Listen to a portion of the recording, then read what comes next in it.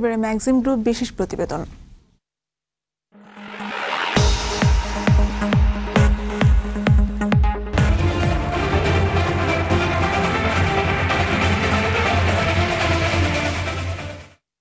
ধূমপান এখন আর শুধু ক্যান্সারের মতো মরণ ব্যাধি নয়, হৃদরোগেরও অন্যতম প্রধান কারণ এমন বিশ্লেষণ বিশেষজ্ঞদের।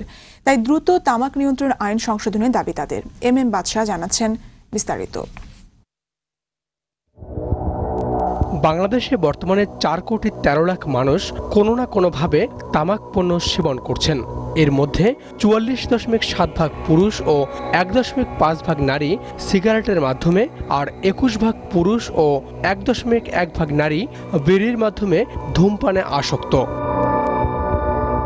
তামাক ব্যবহারের প্রত্যক্ষ ফল হিসেবে প্রতি বছর 57,000 মানুষ মারা যায়, আর পঙ্গুত্ব বরণ করে প্রায় 4 লাখ মানুষ। যে এটা শরীরের এমন সিস্টেম নাই যে সিস্টেমটাকে এফেক্ট করে না, এমনকি চামড়া, যে চামড়া দিয়ে আমরা এডি অ্যাবজর্ব করি, সেটাও হ্যাম্পার করে। ধূমপান এখন ক্যান্সারের পাশাপাশি হৃদরোগেরও অন্যতম প্রধান কারণ। স্মোকিং করলে ব্লাড প্রেশার বাড়ে।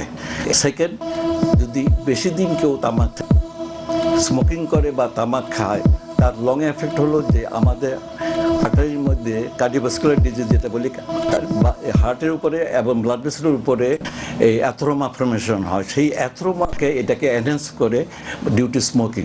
সেই জন্য পরবর্তী সময়ে 10 বছর বা 15 বছর পরে রোগীদের হার্ট অ্যাটাক বেশি। বিশেষ করে ফুসফুসের ক্যান্সার, 90% ফুসফুসের ক্যান্সারই ধূমপানের জন্য দায়ী। তামাকের যে বিষাক্ত পদার্থগুলো আছে এগুলো সরাসরি ফুসফুসে পৌঁছায়, এই কারণে ব্রঙ্কাইটিস, এমফাইসেমা ইত্যাদি রোগও দেখা দেয়। ধূমপানের কারণে প্রতি বছর প্রায় 12 লাখ মানুষ তামাকজনিত 8টি রোগে আক্রান্ত হচ্ছেন।